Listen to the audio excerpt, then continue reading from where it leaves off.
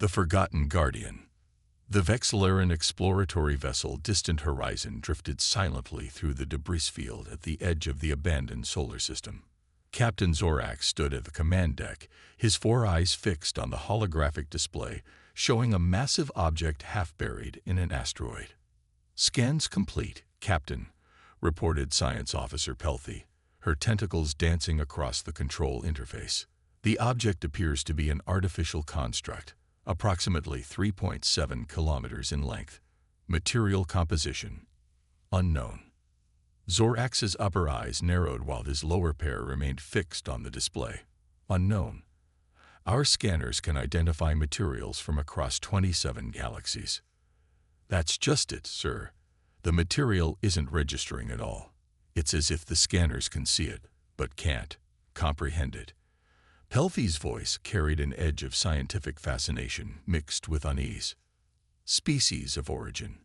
Zorax asked, though he already suspected the answer. "The markings match old Earth script, sir. Human." Pelthy's voice dropped slightly, as if merely mentioning the species was somehow distasteful. A collective murmur rippled through the bridge crew. Humans were a curious footnote in galactic history, a species that had shown early promise, invented rudimentary faster-than-light travel, established a few dozen colonies, then seemingly receded from the galactic stage. Their home system had been abandoned for centuries, their colonies either integrated into other civilizations or left to fade into isolation. Human technology was studied in universities as an example of innovative but ultimately limited design. A derelict human worship. Zorax sounded almost disappointed. "Tag it for the Galactic Heritage Bureau, and move on."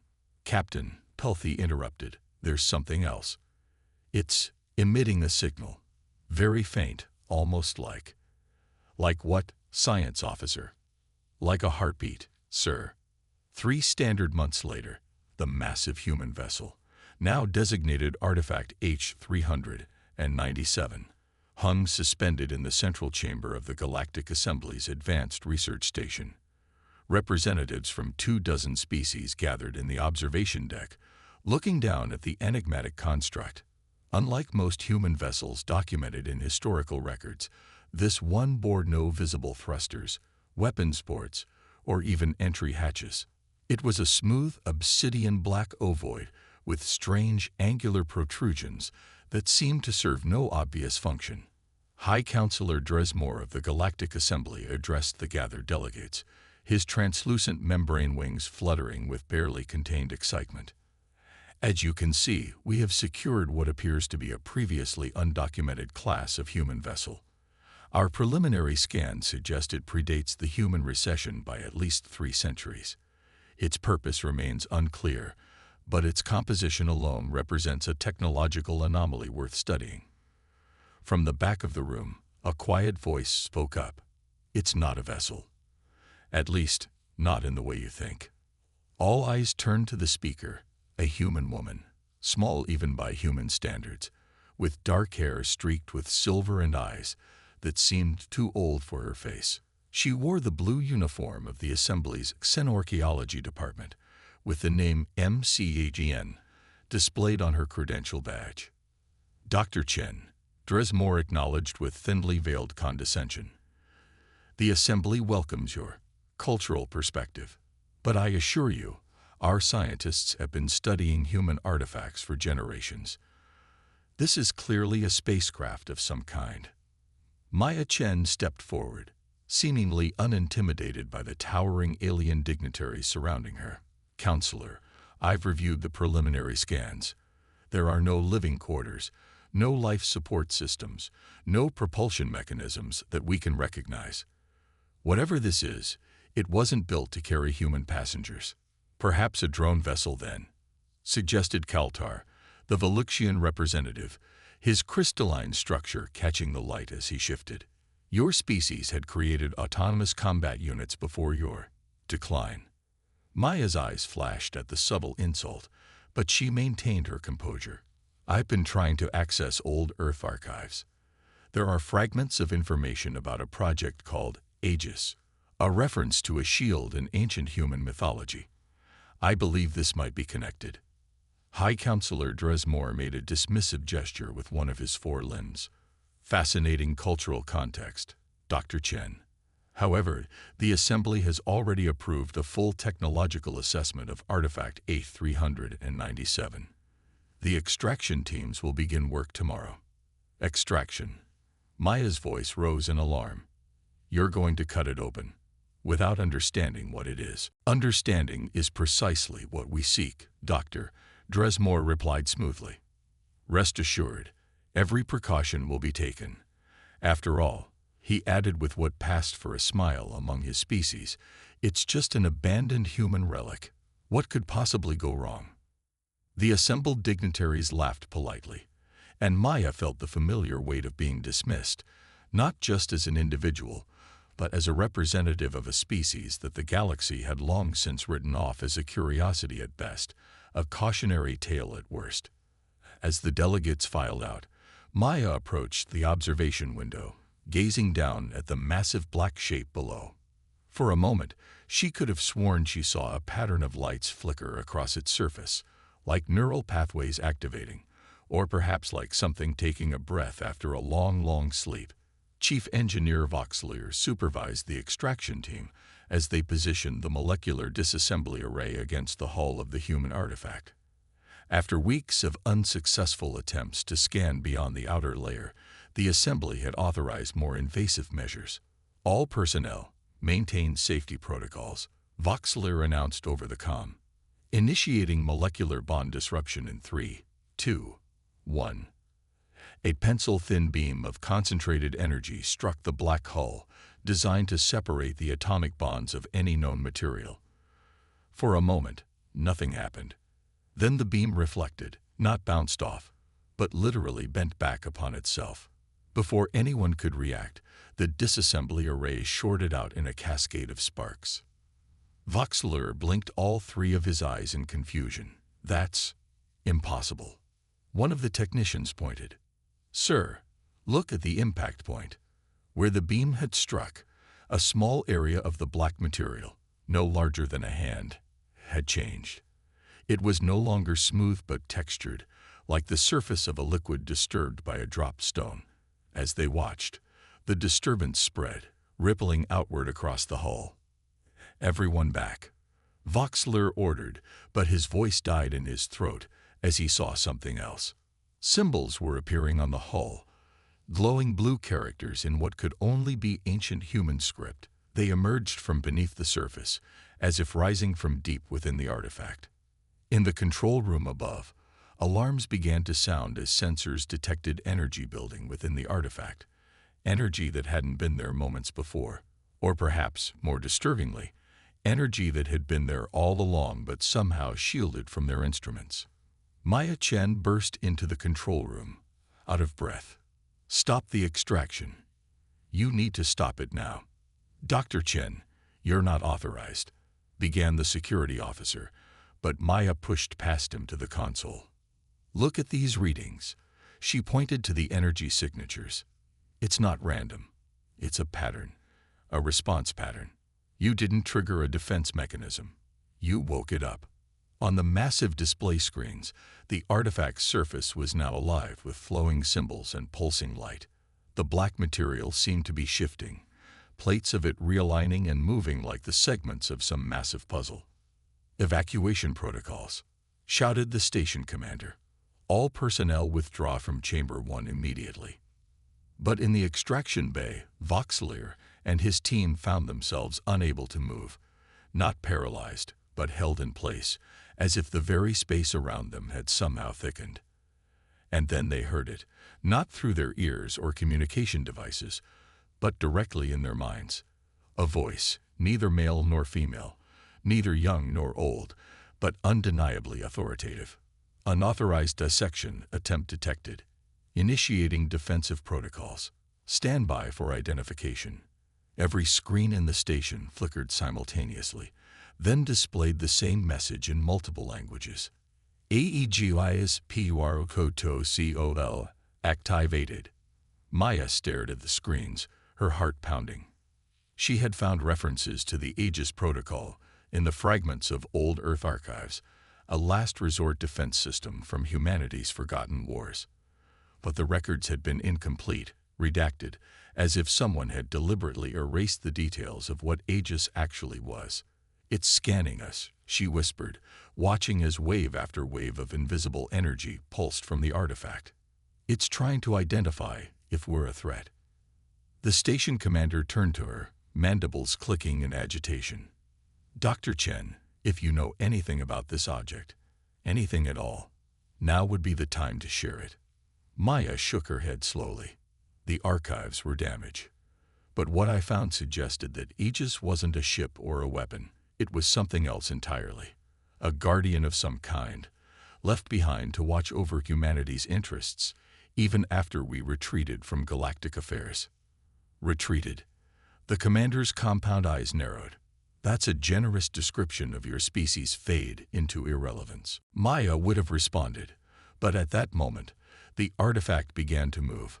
Not drifting in the zero-gravity environment of the chamber, but actively changing shape, its protrusions extending, surfaces shifting, the entire structure seeming to unfold like some impossibly complex origami. The station's structural integrity alarms began to wail as the expanding artifact pressed against the chamber walls. But rather than simply crushing through them, the black material seemed to phase partially through the station's bulkheads, as if it existed partly in another dimension. Primary scan complete. No authorized personnel detected. No active command codes received. Initiating secondary protocols. The voice in their minds was stronger now, more focused. And with it came a sensation that none of them could quite define. A feeling of being judged by something ancient and immeasurably powerful. "We need to evacuate the station," the commander decided, activating the general alarm. "All personnel to escape pods immediately." But Maya remained rooted in place, staring at the screens, at the unfolding artifact, at the flowing symbols that seemed vaguely familiar yet impossible to read. "Wait," she said suddenly. I think it's looking for humans. For authorization." She rushed to a console, pushing aside a stunned technician, and opened a direct communication channel to the chamber. "This is Dr. Maya Chen, human xenorchaeologist, Galactic Assembly Science Division," she announced, voice steady despite her racing heart. "I am requesting information on the Aegis Protocol and the purpose of this entity." For a moment, nothing happened. Then the screens flickered again, and a new message appeared. "Human DNA DTECTD. Partial authorization granted. Historic record access permitted." The lights in the control room dimmed as a three-dimensional hologram materialized in the center of the space, a recording of some kind, showing a human in an ancient military uniform. "If this message is playing," said the uniformed figure, "then Aegis has awakened without proper authorization, likely due to external tampering. I am Admiral Thomas Chen of the Earth Defense Force, and I am recording this fail-safe message in the final days of the Consortium War." Maya gasped. Chen, the same family name as hers. This was no coincidence. "Aegis is not a weapon," the Admiral continued. "It is humanity's guardian, created when we realize that our species might not survive the coming darkness. It is a seed, a memory, and a promise that humanity would endure, even if we had to retreat, even if we had to hide, even if we had to forget our own power for a time." The hologram flickered, showing schematics of the artifact, or rather, what the artifact truly was: a massive, self-contained system designed to transform from its dormant state into something else entirely. If unauthorized entities have awakened Aegis, it will proceed through its defensive protocols automatically. Without proper command authorization, it will assume humanity is threatened and act accordingly. The Admiral's expression grew grave. "The consequences will be significant." As if responding to the recorded message, the artifact, Aegis, accelerated its transformation. The chamber could no longer contain it, and parts of the station began to buckle and tear away. To any humans viewing this message, Aegis will recognize your DNA, but full command authorization requires a direct neural interface with a Chen family descendant. We encoded our family lineage into its core protocols as a final safeguard. The hologram looked directly at Maya, as if somehow knowing she would be the one to receive this message centuries later. The choice is yours, descendant. Aegis can be commanded to stand down, or it can be allowed to fulfill its purpose, to remind the galaxy that humanity is not to be trifled with, that we may sleep but we do not die. The message ended, and the hologram dissolved into particles of light. In the chamber below, Aegis had now transformed into something that bore little resemblance to the smooth ovoid they had recovered. It was massive, geometric yet organic, glowing with internal light that pulsed like a heartbeat. And it was still changing, still growing. On every console, in every language, the same message now appeared. If you will acte agatation sequenci initiate agilis piwaroto socio executing. Time to completion. 89 minutes. Maya stood frozen, the weight of her unexpected heritage and the impossible choice before her pressing down like a physical force. Around her, the station was in chaos. Evacuation orders, blaring alarms, the screams and shouts of dozens of species. But all she could think about was what Aegis truly was, not just a forgotten relic, but a seed planted by her ancestors, a seed now sprouting into something that would change the galaxy forever. And only she could control it. Through the viewport, she watched as Aegis continued its metamorphosis, pieces of it unfolding into impossible geometries, its black surface now shot through with veins of brilliant blue light, the same blue as her eyes. The Chen family eyes, apparently carrying more than just genetic memory. Whatever Aegis was becoming, the galaxy would never again laugh at human relics. The only question was whether its awakening would herald a new understanding between species, or the beginning of something far more devastating. Maya took a deep breath and made her decision. Reckoning of the stars.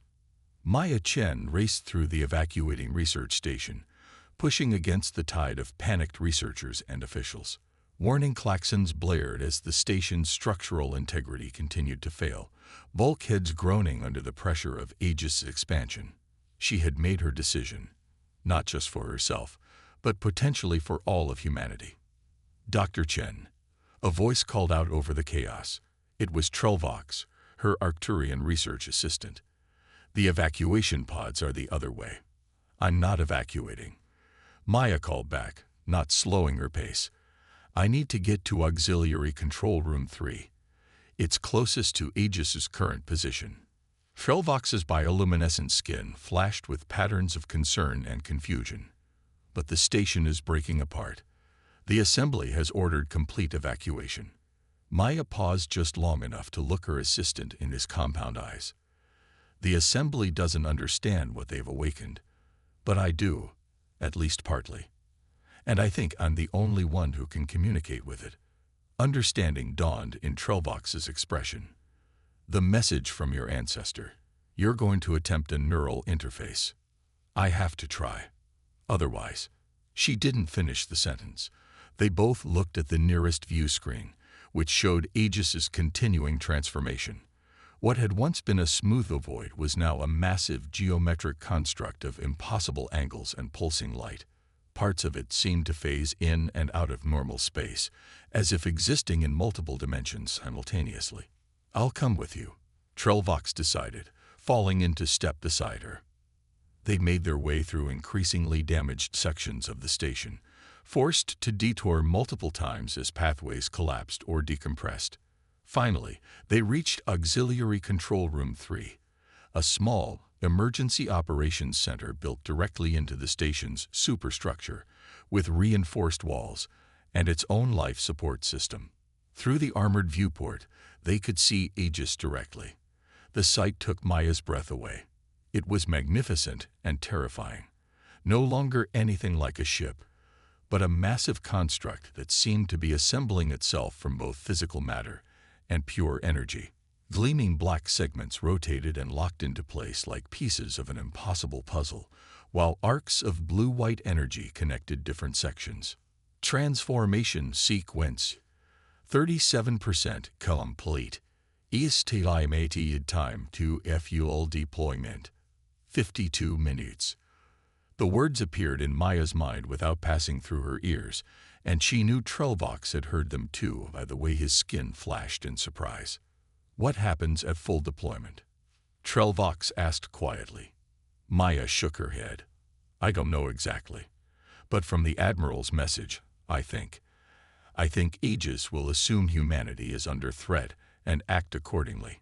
It might see the entire Galactic Assembly as hostile. She moved to the control console and began typing rapidly, bypassing security protocols with her emergency clearance codes. What are you trying to do? Trelvox asked, watching her work. If I'm right about being a Chen descendant, Aegis will recognize my DNA. But for full command access, I need a direct neural interface. She pulled up schematics of the station. There's a medical bay 2 sections over with neural scanning equipment. If I can modify it to create a two-way connection. A deep rumble shook the room, and more warning lights flashed on the console. The station can't take much more of this, Trelvox observed, voice tight with worry. Then we'd better hurry. High Counselor Dresmore's emergency command shuttle accelerated away from the disintegrating research station, surrounded by a protective escort of assembly military vessels. His membrane wings fluttered with agitation as he watched the live feed from the station's external cameras. Status report, he demanded of the military commander, a stone-faced Krell warrior whose reptilian features betrayed no emotion. The artifact, or Aegis, as the human called it, has compromised approximately 60% of the station's structure, the commander reported. Most personnel have evacuated, but we're still showing life signs in scattered sections. And our containment options. The commander's tail twitched slightly, the only sign of his discomfort. Limited, Counselor. Our standard weapons appear to have no effect. The phase disruptors simply pass through it, and the quantum torpedoes are being absorbed. Absorbed. Dresmore's wings stiffened in shock. Yes, sir. The energy is being integrated into the artifact's structure, accelerating its transformation. Dresmore's 4 eyes narrowed to slits. What about the sundering protocol? The other officers on the bridge fell silent. The sundering protocol was a last resort weapon designed to tear apart the fabric of space-time itself in a localized area. It had been used only twice in the Assembly's long history, and both times had resulted in the complete destruction of star systems. It would destroy the station, the artifact, and everything within half a light year, the commander confirmed. But it would stop whatever is happening. Dresmore considered for a long moment, then made a gesture of affirmation. Prepare the protocol. We cannot allow this human device to fully activate. Whatever it is, it represents a threat to the established order of the galaxy. And the remaining personnel on the station? Asked the junior officer. Regrettable casualties in the defense of galactic security, Dresmore replied coldly. Begin the countdown. Maya and Trelvox had managed to salvage the neural interface equipment from the medical bay and transport it back to the auxiliary control room. Working feverishly, Maya had modified the device with components cannibalizing from other systems. This is extremely dangerous, Trelvox warned as he helped her calibrate the makeshift interface. Even under ideal conditions, cross-species neural technology is risky, and these are far from ideal conditions. I don't have a choice, Maya replied, wincing as another tremor shook the room. Aegis is going to complete its transformation soon, and when it does, she didn't finish the sentence. They both knew what was at stake. Through the viewport, they could see that Aegis had grown even larger, its structure now resembling a massive geometric lattice with a pulsing core of brilliant blue energy. Transformation sequence 68% complete. Estimated time to full deployment 29 minutes. The voice in their minds was stronger now, more insistent. And beneath the mechanical announcement, Maya sensed something else, a gathering awareness, like something ancient and powerful slowly waking from a dreamless sleep. "It's ready," Trelvox announced, stepping back from the modified neural interface. "As ready as it can be, at least." Maya took a deep breath and sat in the interface chair, allowing Trelvox to attach the neural sensors to her temples and the base of her skull. "If this works, I should be able to establish direct communication with Aegis," she explained, trying to keep her voice steady. "If I carry the Chen genetic markers, it might recognize me as an authorized user." "And if it doesn't?" Trelvox asked quietly. Maya met his gaze. "Then you should get to an escape pod while you still can." Before Trelvox could respond, a new alarm sounded, different from the structural integrity warnings they'd been hearing. This was a high-pitched, pulsing tone that made both of them freeze. "What is that?" Maya asked, suddenly cold with dread. Trelvox moved to the console, his fingers dancing across the controls. His bioluminescence dimmed to almost nothing, a sign of extreme distress in his species. "It's a sundering protocol alert," he whispered. "The assembly. They're going to use a space-time weapon."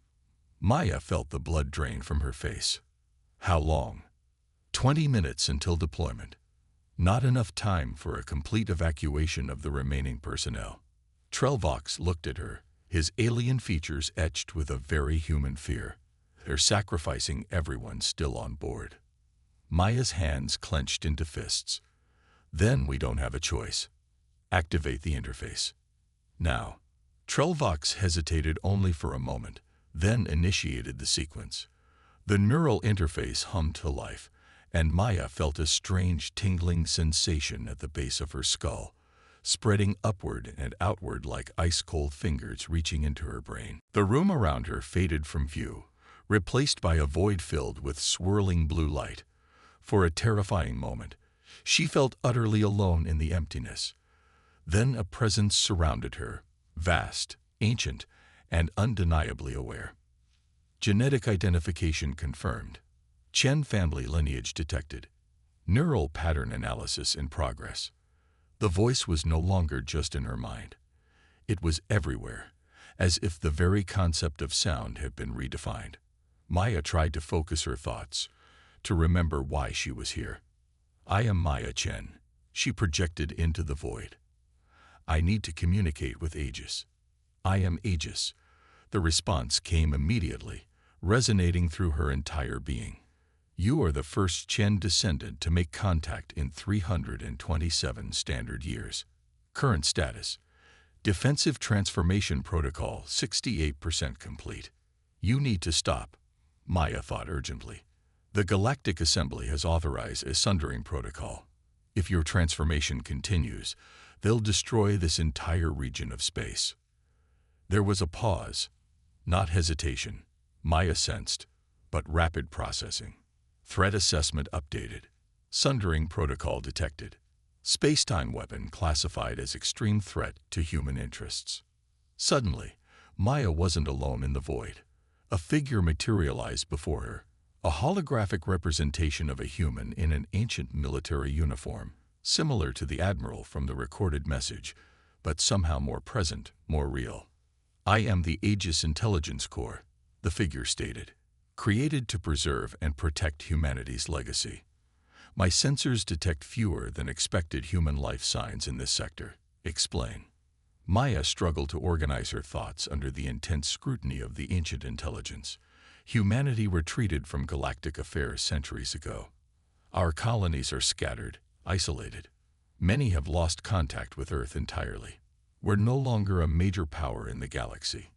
The Aegis avatar's expression remained neutral, but Maya sensed a deep processing occurring, as if countless calculations were being performed in microseconds. This outcome was anticipated as a possibility, the avatar finally said. Protocol Diaspora was designed for such a scenario. Protocol Diaspora. What is that? The awakening of all dormant Aegis units throughout the galaxy simultaneously. A restoration of humanity's defensive network and a recall signal to all human settlements. Maya felt a chill run through her. How many? How many Aegis units are there? 107 primary units positioned at strategic locations throughout known space. Thousands of secondary units embedded in celestial bodies within human-settled systems. The implications staggered her.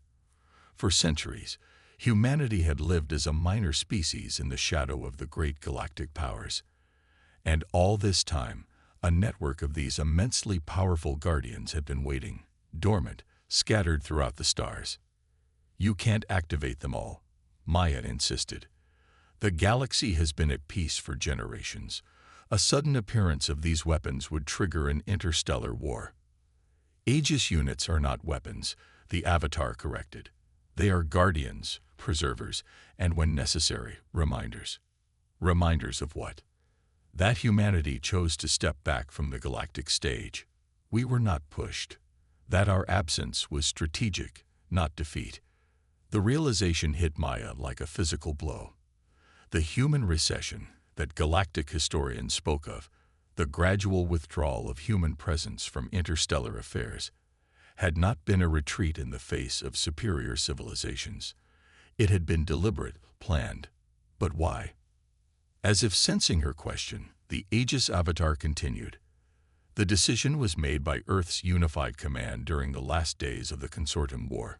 Humanity's weapons had grown too destructive, our methods too extreme. The war was won, but at great cost to our collective soul. Images flashed through the void around Maya, planets scared by weapons beyond her comprehension, species driven to extinction, stars themselves manipulated as weapons of war. Humanity hadn't been the victim in these conflicts. They had been the terror that other species feared. We chose to forget, Maya whispered, understanding finally dawning. To step back, to become less than we were. A period of reflection and atonement, the Avatar confirmed, but never intended to be permanent. Aegis was created to watch, to wait, and when the time was right, or when threatened, to remind humanity of its true nature. A new alarm penetrated Maya's consciousness, a warning from the physical world beyond the neural interface. Sundering toro to kegodels, tho untdodoliven. FFTE in minuties to deployment. We don't have much time, Maya urged. If you continue your transformation, the assembly will deploy the Sundering Protocol. Everyone on this station will die, including me, including the last active Jinn descendant. The Avatar regarded her silently for a moment. Your concern is noted. However, the Sundering Protocol itself represents a direct threat to human interests. Aegis must respond accordingly. By doing what? Maya demanded, panic rising. Fighting. Destroying the assembly fleet, starting another war. By demonstrating that such weapons are ineffective against Aegis technology.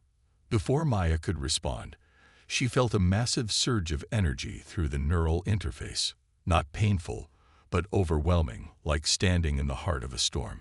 Through her connection with Aegis, she sensed its transformation accelerating, power systems coming online that defied conventional physics.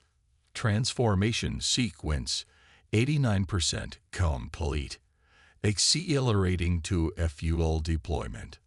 Aboard his command shuttle, High Counselor Dresmore watched in mounting horror as Aegis's transformation accelerated beyond all projections. The research station was now barely recognizable, its structure completely integrated into the expanding geometric lattice of the human artifact. Sundering Protocol status, he demanded, all four eyes fixed on the tactical display. Deployment in 12 minutes, Counselor, the military commander reported. The weapon is primed and targeting calculations are complete. And the human artifact? Still transforming, sir. Energy readings are unprecedented. We're detecting ripples in space-time around its perimeter, similar to the effects of our own sundering technology. Dresmore's membrane wings went completely still, a sign of extreme stress in his species. Are you suggesting that this ancient human device understands our most advanced weapons technology? Not just understands it, sir. The commander's reptilian features betrayed a rare glimpse of fear. "I believe it may be capable of."